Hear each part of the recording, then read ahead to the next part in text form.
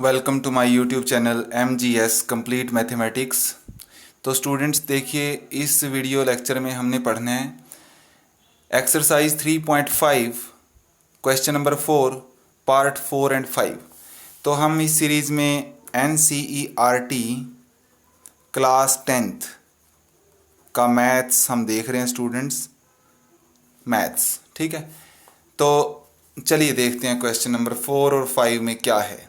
तो सबसे पहले स्टेटमेंट को थोड़ा डिस्कस करते हैं। क्वेश्चन नंबर 4 का पार्ट 4। ठीक है जी, क्या कहता है? कहता है कि there are two places A and B। एक प्लेस है A और एक प्लेस है B। ठीक है जी, दे आर 100 किलोमीटर अपार्ट। उनके बीच का डिस्टेंस जो है वो 100 किलोमीटर है। यहाँ से लेकर के यहाँ तक ये जो टोटल जो डिस्टेंस है, ये जो दूरी है, ये 100 किलोमीटर की है। ठीक है जी, फिर कहता है कि एक कार चलती है A से और एक कार चलती है B से। पहले केस में क्या होता है कि A वाली कार इधर चली और B वाली कार भी इधर चली। इसको बोलते हैं same direction. They are moving in the same direction. A वाली कार भी इधर जा रही है, B वाली भी इधर जा रही है। They are moving in the same direction. Speed उनका अलग अलग है। तो अगर A वाली कार फास्ट हुई और B वाली कार स्लो हुई तो क्या होगा? A वाली कार थोड़ी दूर जाके यहाँ कहीं इसको, मान लो यहाँ कहीं पकड़ लेगी, दोनों कारें मिलेंगी। ठीक है, ये है स्टूडेंट्स सिनेरियो 1। ये उसमें केस 1 है। ऐसा करने में उसको 5 आवर्स लगते हैं। 5 घंटे तक चलने के बाद वो इसको पकड़ लेती है। ठीक है, फिर दूसरा केस है, उसमें क्या है कि यहाँ से चलती है कार A वाली इधर और B वाली इधर चलती है, ऑपोजिट डायरेक्शन में, एक दूसरे की तरफ चलती हैं, ये इधर वो इधर। तो वो कहीं रास्ते में बीच में मिलेंगी और ऐसा उनको 1 घंटे बाद वो मिल जाती हैं। They meet in 1 hour. तो दोनों हमें केसेस दिए हुए हैं और हमने फाइंड क्या करना है? फाइंड करना है कि जो कार A से चली उसका स्पीड क्या है और जो कार B से चली उसकी स्पीड क्या है। क्लियर? तो हम पहले लिख लेते हैं स्टूडेंट्स। बड़ा इंपॉर्टेंट क्वेश्चन है, ऐसे क्वेश्चन पूछे जाते हैं। डिस्टेंस हो गया हमारा 100 किलोमीटर। 100 किलोमीटर। तो देखिए, डिस्टेंस, स्पीड और टाइम, डिस्टेंस, स्पीड और टाइम, इनमें एक रिलेशन होता है। क्या होता है? Distance is equal to speed into time. ठीक है जी, या बोल सकते हैं speed is equal to distance over time, या बोल सकते हैं time is equal to distance over speed. तो इनको याद रखने की एक ट्रिक बता देता हूं, और ट्रिक ये है स्टूडेंट्स की जो डिस्टेंस है वो कभी डिनोमिनेटर में नहीं आता। डिस्टेंस कभी डिनोमिनेटर में नहीं आएगा, बस यह याद रखना है। तो अगर डिस्टेंस डिनोमिनेटर में नहीं है तो देखिए, डिस्टेंस के ओवर में स्पीड लिखा तो टाइम मिलेगा, डिस्टेंस के ओवर में टाइम लिखा तो स्पीड मिलेगी। और अगर मैं टी को इधर ले जाऊँ, दोनों को कर दे मल्टीप्लाई, तो डी का फॉर्मूला आ जाएगा S इंटू टी। ऐसे आप इनको याद रख सकते हैं। बाकी अपना अपना तरीका है, आप अपने तरीके से भी याद रख सकते हैं अगर आपने कुछ और पैटर्न बना रखा है। नहीं तो आप इस चीज़ को याद रखें कि जो डिस्टेंस है वो कभी भी डिनोमिनेटर में नहीं आएगा, अपॉन के नीचे कभी डिस्टेंस नहीं आएगा। तो चलिए हम अब आगे बढ़ते हैं क्वेश्चन में। तो let the speed of car from point A be x kilometre per hour. x kilometre per hour. जो कार पॉइंट A से चली है उसकी स्पीड हमने अज्यूम की है x किलोमीटर पर आवर, और जो कार पॉइंट B से चली है उसकी स्पीड ले लेते हैं y kilometre per hour. Condition 1। Condition 1 क्या थी? When they are moving in the same direction, एक ही दिशा में जा रही हैं। When moving in same direction, when they are moving in the same direction. तो टाइम कितना लिया है जी मिलने में? क्वेश्चन में दिया है 5 आवर्स। कितना टाइम लिया है? 5 आवर्स। तो सोचें 5 आवर्स में कार A जो A पॉइंट से चली है वो कितना डिस्टेंस कवर करेगी? तो लिखते हैं डिस्टेंस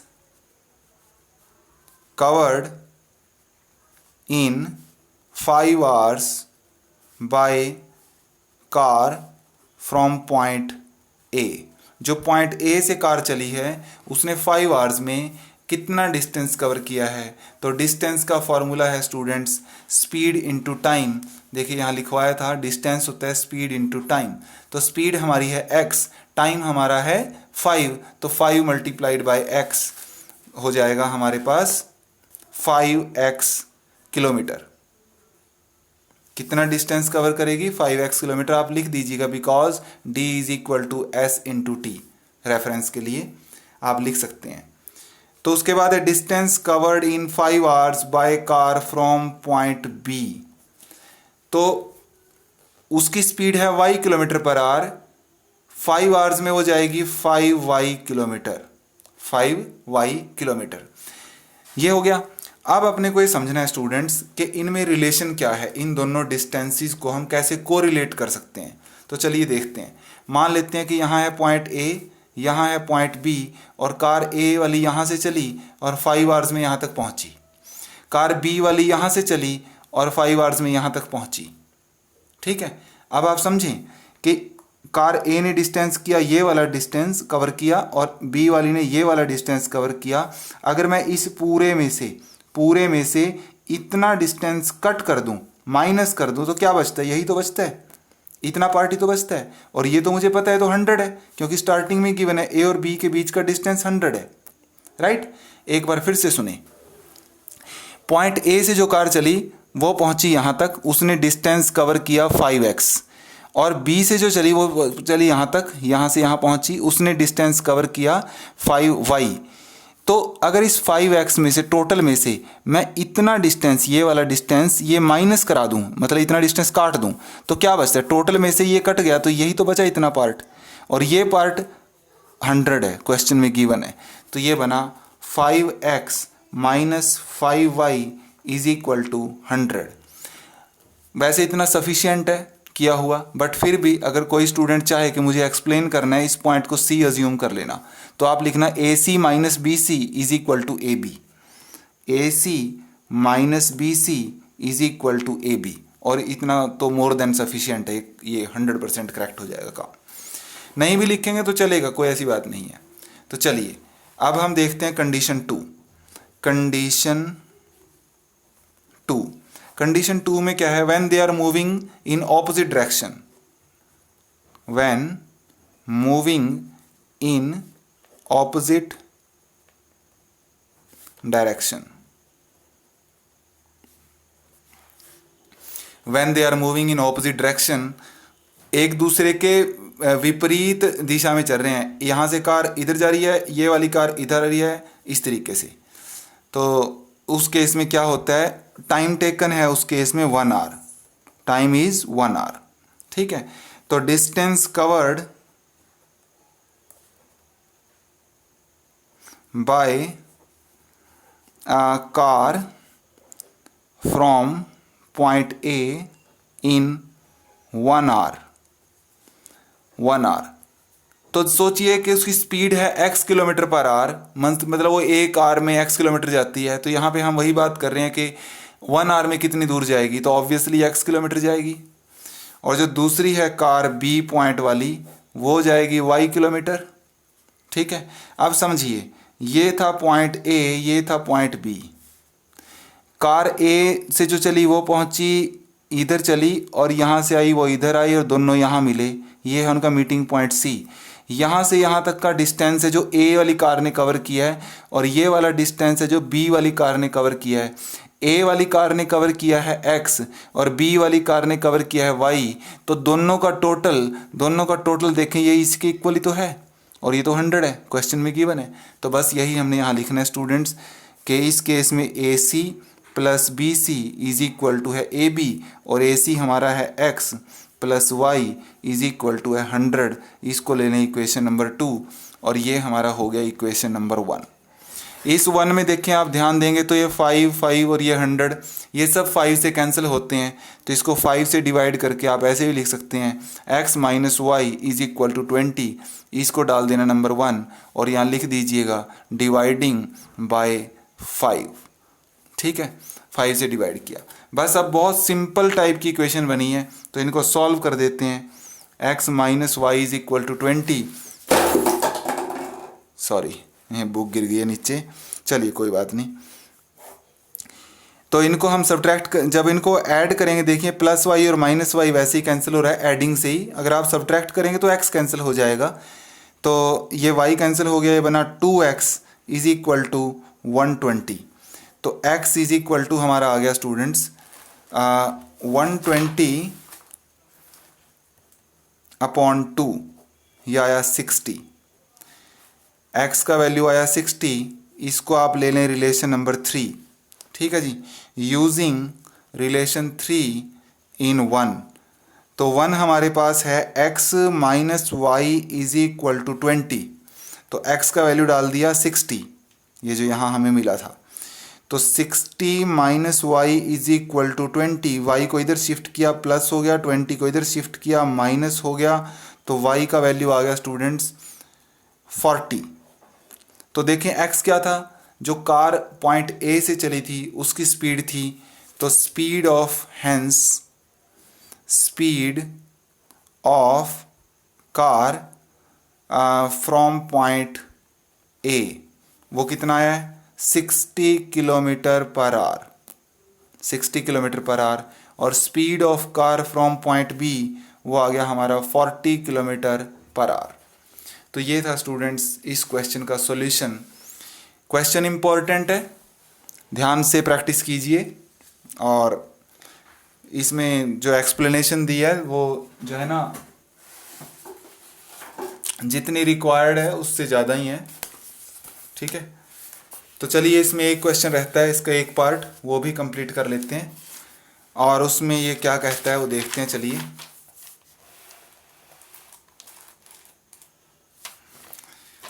तो ये कहता है कि हमारे पास क्या एक रेक्टेंगल है, इसका 5th पार्ट है स्टूडेंट्स। ये एक रेक्टेंगल है, तो रेक्टेंगल का थोड़ा शेप ड्रॉ कर लेते हैं। इसमें लेंथ होती है, ब्रेड्थ होती है, लेंथ को हम x अज्यूम कर लेते हैं, ब्रेड्थ को y अज्यूम कर लेते हैं। तो एरिया होता है लेंथ इंटू ब्रेड्थ, ठीक है जी, तो वो हो जाएगा x इंटू वाई। तो चलिए शुरुआत से पहले लिख देते हैं, let length be x units and breadth, या विड्थ भी बोल देते हैं इसको, बी वाई यूनिट्स, ठीक है। लंबाई को हमने ले लिया x इकाई और चौड़ाई को हमने ले लिया y इकाई। तो एरिया क्या बना, एरिया बना लेंथ इंटू ब्रेड्थ, वो हो गया x y square units, right. तो चलिए क्वेश्चन पढ़ते हैं। क्वेश्चन में क्या है, वो कहता है कि अगर हम लेंथ को रिड्यूस करें 5 यूनिट, कंडीशन 1, ठीक है जी, कंडीशन 1 में लेंथ क्या है 5 यूनिट रिड्यूस करें तो ये बन जाएगा x माइनस 5। ब्रेड्थ क्या है, ब्रेड्थ में वो कहता है इंक्रीज बाय 3 यूनिट्स, तो ये कर दिया इंक्रीज बाय 3 यूनिट्स। तो एरिया क्या हो जाएगा, एरिया हमारा हो जाएगा लेंथ इंटू ब्रेड्थ, तो x minus y into y plus 3। तो क्वेश्चन में वो कहता है x minus 5 into y plus 3। Question में वो कहता है ऐसा करने से जो एरिया है वो ओरिजिनल एरिया से 9 स्क्वायर यूनिट कम है, वो 9 वर्ग इकाई कम हो जाता है।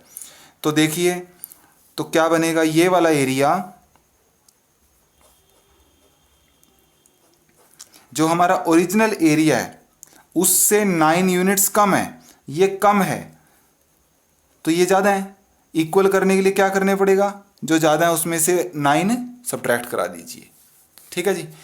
तो ये हमारे पास कंडीशन आ गई है। देखिए क्वेश्चन में उसने बोला कि लेंथ को अगर 5 यूनिट कम करें, ब्रेड्थ को 3 यूनिट इंक्रीज करें, तो हमने 5 यूनिट कम करा दिया, 3 यूनिट इंक्रीज करा दिया। एरिया की बात किया तो एरिया फाइंड कर लिया।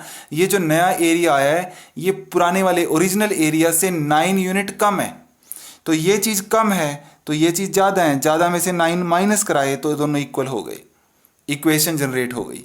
तो आप इनको मल्टीप्लाई करें, मल्टीप्लीकेशन x को पहले y से किया एक्स वाई, x को 3 से किया 3x, 5 को y से किया तो बना माइनस 5y, और 5 को 3 से किया तो बना 15 is equal to x y minus 9। दोनों साइड एक्स वाई है, इधर भी और इधर भी, चाहे तो इधर ले आके ले आएँ शिफ्ट करके, माइनस करें और फिर कैंसिल कर दें, नहीं तो डायरेक्ट भी कर सकते हैं। दोनों साइड अगर सेम साइन हो, जैसे इधर प्लस का एक्स वाई और इधर भी प्लस का एक्स वाई, तो वो कैंसिल हो सकता है। क्यों? क्योंकि इधर प्लस का एक्स वाई है, जब उसको इधर शिफ्ट करेंगे वो माइनस हो जाएगा, एक प्लस एक माइनस कैंसिल हो जाता है। तो आप ऐसे मतलब इन जनरल प्रैक्टिस में ऐसे ही चलता है, इसको हम कैंसिल कर देते हैं। तो फाइनली हमारे पास बचा 3x minus 5y is equal to minus 9 इस 15 को इधर शिफ्ट किया, तो ये बना 3x minus 5y is equal to 6। ये है स्टूडेंट्स अपना इक्वेशन नंबर 1। सेकेंड कंडीशन में वो क्या कहता है देखें, कंडीशन 2 में कहता है if we increase length by 3 units, length को अगर इंक्रीज कर दें 3 यूनिट्स पे, ओरिजिनल से 3 बढ़ा दें, तो ओरिजिनल हमारा x था उससे 3 यूनिट्स इंक्रीज कर दिया, और ब्रेड्थ को कर दें, उसको भी इंक्रीज कर दें 2 यूनिट से, तो ब्रेड्थ को इंक्रीज किया 2 यूनिट से, तो एरिया देखिए क्या होता है, लेंथ इंटू ब्रेड्थ होता है, तो x प्लस 3 और ये हो गया इंटू वाई प्लस 2। वो कहते हैं जो नया वाला एरिया आया ना, ये नया वाला एरिया पुराने वाले एरिया से, इस एरिया से 67 यूनिट्स ज़्यादा हैं। ठीक है, ये इंक्रीज हो गया, बढ़ गया, 67 यूनिट बढ़ गया, तो इसका मतलब ये कम है, कम है तो इसमें 67 ऐड करा दीजिए तो इक्वल हो जाएंगे। ठीक है जी, जब हमने लेंथ को बढ़ाया, ब्रेड्थ को बढ़ाया, तो एरिया बढ़ गया, कितना बढ़ा, 67 यूनिट्स बढ़ गया। तो ये वाला ओरिजिनल वाला कम हो गया है, कम हो गया तो उसमें 67 ऐड कराने से दोनों इक्वल हो जाएंगे और इक्वेशन जनरेट हो जाएगी, इक्वालिटी आ जाएगी। तो चलिए अब इनको मल्टीप्लाई करते हैं। x को y से किया xy, x को 2 से किया 2x, 3 को y से किया 3y, 3 को 2 से किया 6 और xy 67, दोनों साइड फिर से xy है, हटा दिया। 2x plus 3y is equal to 67 minus 6, 2x plus 3y is equal to 61। ये आ गया स्टूडेंट्स इक्वेशन नंबर 2। तो दोनों इक्वेशंस को अब बस हमें क्या करना है, सॉल्व करना है, ये है। ठीक है जी, तो जिस मर्जी मेथड से करें, एलिमिनेशन मेथड लगा देते हैं। तो ये हो गया हमारा 1, इसको 3 से मल्टीप्लाई करा देते हैं और इसको 2 से मल्टीप्लाई करा देते हैं। ठीक है जी, इक्वेट कराने के लिए x को, यहाँ x का कोफिशिएंट है 3, इस वाले को 3 से मल्टीप्लाई कराया और यहाँ 2 है, इसको 2 से कराया। जब 3 से कराया तो देखिए क्या बन जाएगा, ये इसको 3 से कराया, 3 2 ज़ा 6, 3 3 ज़ा 9 और ये हो गया 183। इसको 2 से कराया तो ये बनेगा 6x 10y is equal to 12। Sign change किए, माइनस प्लस माइनस, ये कैंसिल हुआ, ये बना 19y और ये बना 171। तो y का वैल्यू आ गया स्टूडेंट्स 171 अपॉन 19, 19 9 ज़ा 171 होते हैं, सॉरी यहाँ कर देते हैं, तो 19 9 ज़ा 171 होते हैं, तो y का वैल्यू आ गया 9। तो y की वैल्यू को हम ले लेते हैं रिलेशन नंबर 3, और रिलेशन नंबर 3 को सॉल्व करने के लिए अब हम क्या करते हैं, इसको इक्वेशन नंबर 1 में यूज़ करेंगे। ये हमारे पास 1 है यहाँ, तो 3x माइनस 5y लिखेंगे यूजिंग रिलेशन 3 इन इक्वेशन 1। तो इक्वेशन 1 हमारे पास है 3x minus 5y is equal to 6, 3x minus 5y is equal to 6 और y का वैल्यू आया स्टूडेंट्स 9, तो y का वैल्यू मैं यहाँ 9 डाल देता हूँ। तो 3x minus 45 is equal to 6, तो 3x इज इक्वल टू 6, ये 45 इधर शिफ्ट किया तो ये हो गया, यहाँ लिख देते हैं ऐसे 45, तो 3x इज इक्वल टू 51 और x is equal to 51 upon 3 से कैंसिल किया तो 17 आ गया, तो x का वैल्यू आ गया 17। तो लेंथ हमारी थी x जो कि आई 17 यूनिट्स और ब्रेड्थ हमारा था y, वो आया हमारा स्टूडेंट्स 9 यूनिट्स। ठीक है जी, तो उसने यही बोला था कि find the dimensions of the rectangle. Rectangle जो है उसकी विमाएँ, डायमेंशन को हिंदी में बोलते हैं विमाएँ, वो फाइंड करें, मतलब लेंथ और ब्रेड्थ फाइंड करें, वो हमने कर दी है। इस तरीके से स्टूडेंट्स ये एक्सरसाइज होती है कंप्लीट। तो नेक्स्ट लेक्चर में हम करेंगे एक्सरसाइज 3.6 जो कि है बहुत बहुत important exam point of view से, उसी में से मोस्टली क्वेश्चन आता है। तो चलिए, तब तक के लिए आप इनको प्रैक्टिस करें, चैनल को सब्सक्राइब करें, शेयर करें, लाइक करें, कमेंट करें। Thank you.